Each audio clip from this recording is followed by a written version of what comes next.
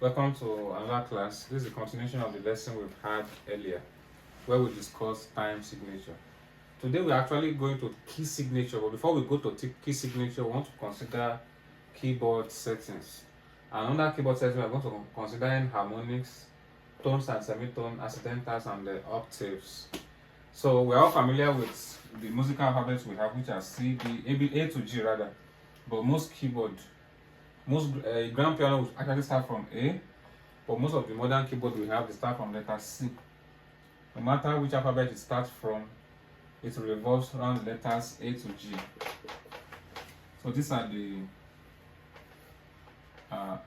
natural keys, the white keys on the keyboard, represented by our alphabet C, D, E, F, G, A, B, C. Good. Now, let's go to octaves. Let me quickly explain octave before we move on. Octave, from the word octagon or octa, it means 8. Any of this letter from C to C here is an octave. From one key to another key, from the lower one to the higher one is what we refer to as an octave. Maybe from D to a higher D, because the keyboard, this is the lower part. As you go on it, the sound increases in pitch. So maybe from D to D, E to E is called an octave. That's by the way. Then let's look at these black keys. We have white keys on the keyboard, and then we have the black keys. The white keys have name, they are natural keys, and these are their names: C, D, E, F, G, A, B, C. The blacks name, they don't have a name of their own. They derive their names from the letters behind or before them. Now, in music, there's something we call sharp and flat. When we get to accidental, I'll talk more about that. But for now, let's just listen up. Now, this is letter C. Before we get to D, there's a black key in between C and D. Good. What's the name of this black key? It doesn't have a name of its own. It derives its name from the letters in front, behind, or in front of it. Now, whichever we look at it, let's look at this. Whenever a black key is at the front of a white key, that means it is increasing it by a semitone. I'm coming to how to get tones and semitones, but just get that. Now, this is C.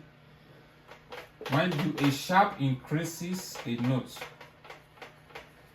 while a flat decreases. I'm still coming to that when we get to accidental, but for now, I'm going to be mentioning it.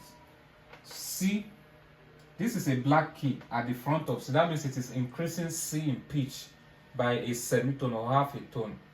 So we call this one C sharp. Look at this black key. It's at the front of D. It's increasing D. So that means it's sharpening D. We call it D sharp.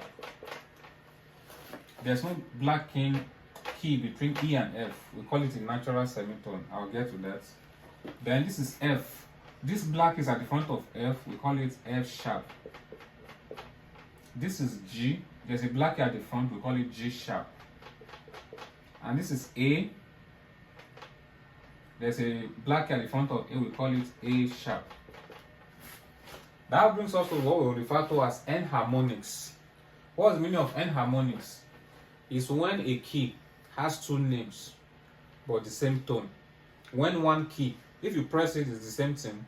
It has a tone, the same sound, but it has different names.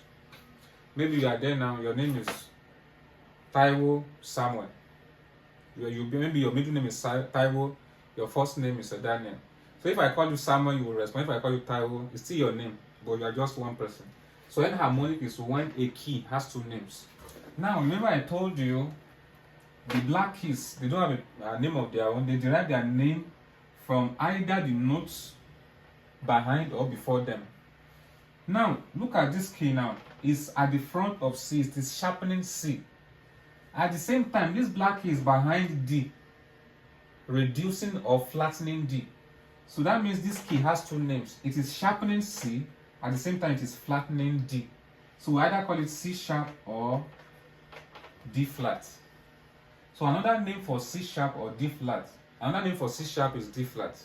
That's what we mean by enharmonics. Another name for So let's do this together. This is D sharp because it is sharpening D. This same black key is flattening our E. We call it as E flat. This is F sharp. This same key that is sharpening our F is flattening our G. We call it F sharp or G flat. This one is G sharp or A flat, A sharp or B flat. So those are called enharmonics. It's when a key has two names. So if your choir master says, or someone said, give me E flat, another person give me D sharp, they are referring to the same thing. That is, by the way, let's quickly look at tones and semitones. These are just what we use to measure the distance between two keys on the keyboard or any instrument at all. So a tone means we call it, you can use step. A tone means a full step, whereas a semitone means a half step. Now, between letters C and D, is it a full tone or a semitone, half tone? Now, a semitone is any two closest keys on the keyboard. That's how you get to semitone. Any two closest keys. The distance between any two closest keys is a semitone. And a tone comprises of two semitones. This is C. What is the closest key to C? Is it D or C sharp? This black key is the closest to C. So the distance between C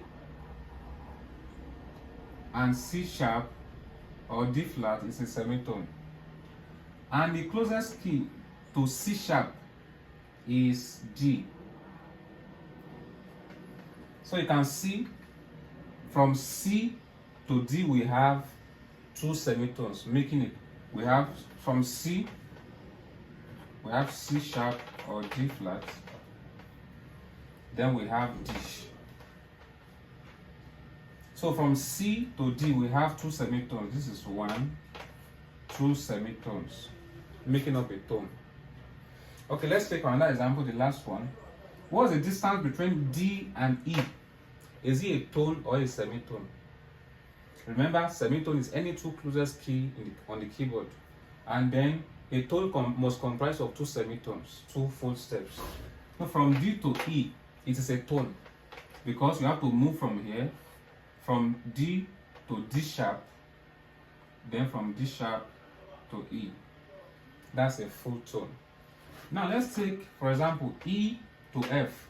There is no black key in between E and F, so it's the distance between E and F is a semitone.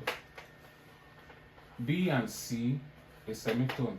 So these two, E and F, B and C, are called natural semitones in music.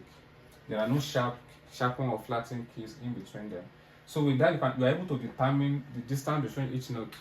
If, for instance, now what's the distance between F? How many semitones or tones are there between F and A? You should be able to calculate that. So that's about tones and semitones. Now finally to accidentals. Accidentals I'll do that in another video. In another lesson when I'm dealing with key signature. This will bring us to the end of this session. In the next video, subsequent video, I'll talk about accidentals and key signatures. Thank you. See you in the next class.